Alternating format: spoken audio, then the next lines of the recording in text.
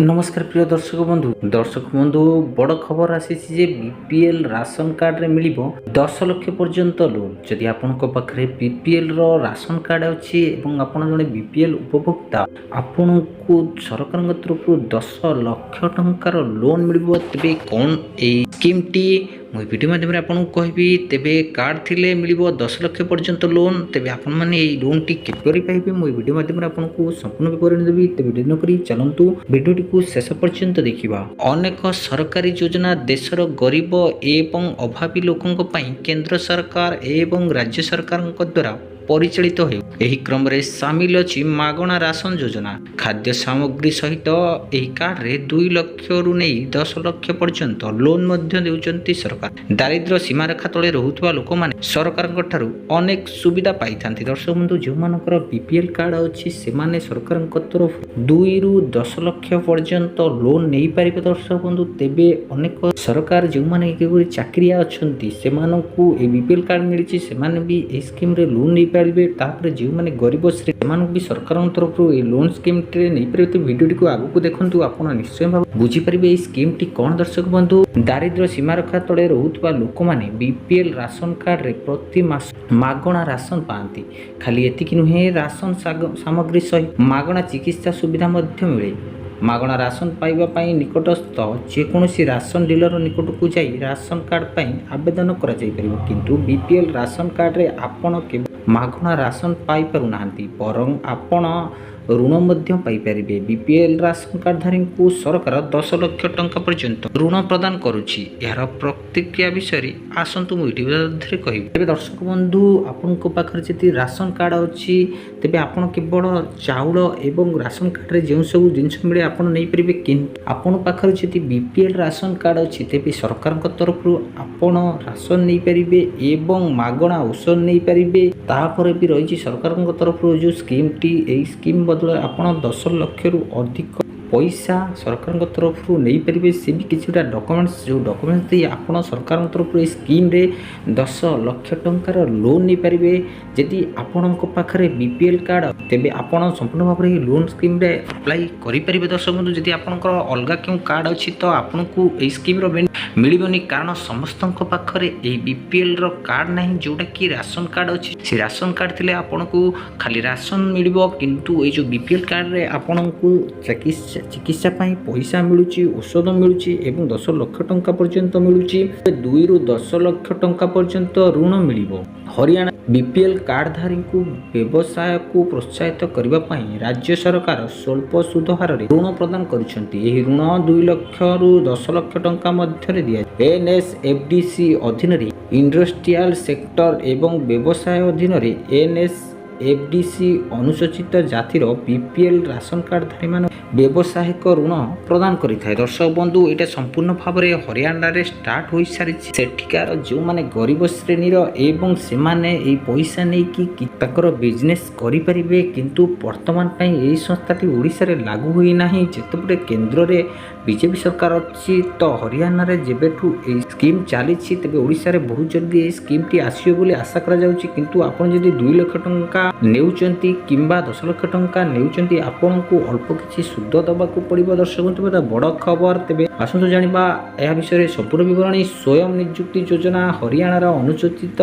जाति अर्थ एवं विकास निगम द्वारा परिचालित हेउछि। एही अधीन रे अनुसूचित जातिर बीपीएल कार्ड धरिथिबा युवक मानकू व्यवसाय पई उत्साहित करा जाय एवं व्यवसाय आरंभ करिबा पई सेमानकू ऋण दिया जाय। दर्शक बंधु जो माने गरीब श्रेणी रो एवं युवक माने जे माने पढ़ा लिखा लोक अछंती जे माने पाठ पढ़ी किछि करूनाहांती बेकार हे बुलुचंती सेमानक पाखे राशन कार्ड अछि से भी बीपीएल राशन कार्ड। तेबे हरियाणा रो सरकार सेमानकू 5 रु 10 लाख टंका पर्यंत लोन दउछि। ताहा भी अल्प किछि स्वल्प सुध हार रे स्वयं नियुक्ति योजना हरियाणा रो अनुसूचित जाति अर्थ एवं विकास निगम द्वारा परिचालित हेउछि। एही अधीन रे अनुसूचित जातिर बीपीएल कार्ड धरथिबा युवक मानकू संपूर्ण भाव में एटी मिलुछि। तेबे हरियाणा राज्यर कोनोसी बासिंदा या अनुसूचित जाति अधीन रे आसंती एवं बीपीएल राशन कार्ड धारक सेमाने एही ऋण पाई योग्य हो पारे। दर्शक बंधु यह संपूर्ण भाव में हरियाणा रे जो माने रहुचंती बास करुचंती सेमानंक पाई संपूर्ण भाव में एही स्कीम टी किंतु ओडिसा रे स्कीम टी बहुत जल्दी लागू होबाकू जाउछि। एही योजना रो नाम हैला स्वयं नियुक्ति योजना। ଯୋଜନା। ଦର୍ଶକ ବନ୍ଧୁ ଓଡ଼ିଶାରେ ଗୋଟେ ଯୋଜନା ଆସିଥିଲା, ଆପଣ ନାଁ ଶୁଣିଥିବେ ସ୍ୱୟଂ ଯୋଜନା। ସେଇ ସ୍ୱୟଂ ଯୋଜନା ଭଳି ଯାହାକି ବର୍ତ୍ତମାନ ପାଇଁ ହରିୟାଣାରେ ଷ୍ଟାର୍ଟ ହୋଇସାରିଛି, ହରିୟାଣାରେ ଲାଗୁ ହେଉଛି ସ୍ୱୟଂ ନିଯୁକ୍ତି ଯୋଜନା। ଏଠି କିଛି ବେନିଫିଟ୍ ରହୁଛି, ଆପଣଙ୍କୁ 10 ଲକ୍ଷ ଟଙ୍କା ସରକାରଙ୍କ ତରଫରୁ ମିଳୁଛି ଏବଂ এই 10 ଲକ୍ଷ ଟଙ୍କା ଆପଣ ନେଇ ଆପଣଙ୍କ ବିଜନେସରେ ଲଗାଉଛନ୍ତି। ସେଇ 10 ଲକ୍ଷ ଟଙ୍କାରୁ ସରକାରଙ୍କୁ କିଛିଟା ସୁଧ ଦେବାକୁ ପଡ଼ିବ, ଯାହାକି ବହୁତ କମ୍ ପରିମାଣରେ ହେବ। ଏ ବି କିଛିଟା ଡକୁମେଣ୍ଟସ୍ ରହୁଛି ଯେଉଁଟାକି ଆପଣଙ୍କୁ ବହୁତ ଜଲ୍ଦି ମିଳିଯିବ। ତେବେ ଦର୍ଶକ ବନ୍ଧୁ ଆସନ୍ତୁ ଜାଣିବା ଓଡ଼ିଶାରେ ଏହି ଯୋଜନାଟି କେବେ ଲାଗୁ ହେଉଛି। ମୁଁ ଭିଡ଼ିଓ ମାଧ୍ୟମରେ ଆପଣଙ୍କୁ ସମ୍ପୂର୍ଣ୍ଣ ବିବରଣୀ ଦେବି ଦର୍ଶକ ବନ୍ଧୁ।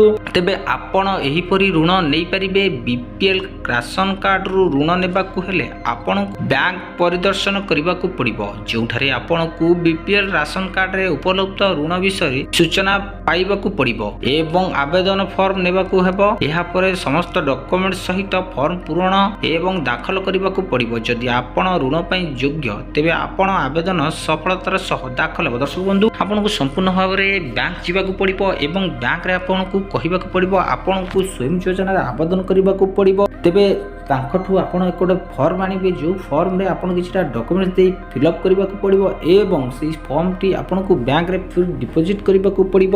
ଦେନ୍ ତାପରେ ଆପଣଙ୍କ ସାମ୍ନାରେ ବ୍ୟାଙ୍କ ବାଲା ସେଇ ଫର୍ମଟିକୁ ଚେକ୍ କରିବେ। ତାପରେ ଆପଣ ଯଦି ସକ୍ସେସଫୁଲ୍ ସେଠି ରେଜିଷ୍ଟ୍ରେସନ ହେଉଛନ୍ତି, ଆପଣ ଯଦି ପାଇବାକୁ ଯୋଗ୍ୟ, ତେବେ ଆପଣଙ୍କୁ ସରକାରଙ୍କ ତରଫରୁ ସମ୍ପୂର୍ଣ୍ଣ ଭାବରେ ଏହାର ପଇସା ବେନିଫିଟ୍ ଆପଣଙ୍କୁ ସରକାର ଦେବେ। ତେବେ ଏହାପରେ ଋଣ ରାଶି ଆପଣଙ୍କୁ ଦିଆଯିବ। ସରକାର ଦେଇଥିବା ଏହି ଋଣ ଉପରେ ସୁଧର ହାର ମଧ୍ୟ ରିହାତି ଦିଆଯାଏ। ବିପିଏଲ୍ ରାସନ କାର୍ଡ଼ କେବଳ ଦାରିଦ୍ର୍ୟ ସୀମାରେଖା ତଳେ ରହୁଥିବା ଲୋକଙ୍କୁ ଦିଆଯାଏ। ଏଭଳି ପରିସ୍ଥିତିରେ ବିପିଏଲ୍ କାର୍ଡ଼ କେବଳ ସେହି ପରିବାରଙ୍କୁ ଦିଆଯାଏ ଯାହାର ବାର୍ଷିକ ଆୟ 1 ଲକ୍ଷରୁ କମ୍ ରହିଥିବ। ଦର୍ଶକ ବନ୍ଧୁ, ଏଇଠି ଗୋଟେ ଗାଇଡଲାଇନ୍ ଅଛି। ବିପିଏଲ୍ ରାସନ କାର୍ଡ଼ ସେଇମାନଙ୍କୁ ମିଳିବ ଯେଉଁମାନଙ୍କର ବାର୍ଷିକ ଆୟ 1 ଲକ୍ଷ ଟଙ୍କାରୁ କମ୍। ଯଦି ଗୋଟେ ଘରେ ଯାହା ନାଁରେ ରାସନ କାର୍ଡ଼ ଅଛି ସିଏ ବର୍ଷକୁ ଆୟ 1 ଲକ୍ଷ ଟଙ୍କାରୁ କମ୍ କରୁଥିବେ, ତେବେ ଯାଇ ତାଙ୍କ ନାମ এই ବିପିଏଲ୍ କାର୍ଡ଼ ଲିଷ୍ଟରେ ଥିବ। ଦର୍ଶକ ବନ୍ଧୁ, ପ୍ରଥମ କଥା ରହୁଛି ଯଦି ଆପଣଙ୍କ ପାଖରେ ବିପିଏଲ୍ କାର୍ଡ଼ ଅଛି, ଆପଣଙ୍କୁ ସରକାରଙ୍କ ତରଫରୁ ମାଗଣା ଔଷଧ ମିଳିବ।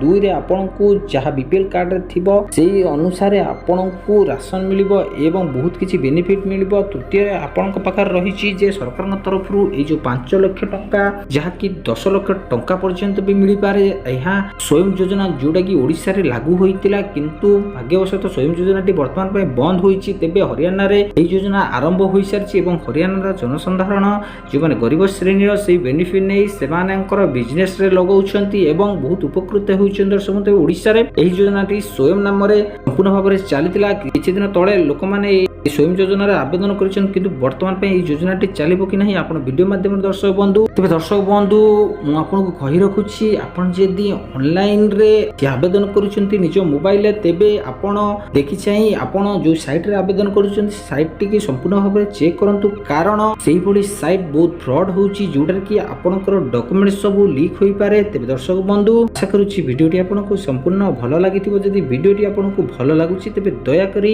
ଚ୍ୟାନେଲକୁ ସବସ୍କ୍ରାଇବ୍ କରିବା ସହିତ ଗୋଟିଏ ଛୋଟିଆ ମତାମତ ଦେବାକୁ ଭୁଲିବେ